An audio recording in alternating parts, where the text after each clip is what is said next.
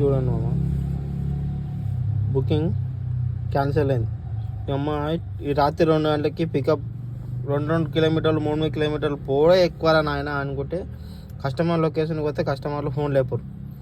తీరా booking cancel అయితే చూడండి 5 రూపాయలు. ర్యాపిడ్ కూడా 2 కిలోమీటర్లు పికప్ వస్తే 5 రూపాయలు ఇచ్చింది. 5 రూపాయలు ఏ లెక్కలు ఏమవుతుందేమో మనకి అసలు నాకు అర్థమవుతలేదు. క్యాన్సలేషన్ ఫీజు 5 రూపాయలు అంట. ఈ 2 కిలోమీటర్లు పోయి 5 రూపాయలు. ఇట్లుంటాయి మామ చూడండి.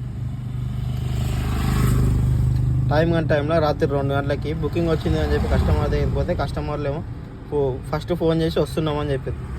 మళ్ళీ ఫోన్ చేసి ఫోన్ లేపరు. ఇక తీరా క్యాన్సిల్ చేసి కూడా 2.5 కిలోమీటర్ ఉండి 2.5 కిలోమీటర్ అది బొక్క.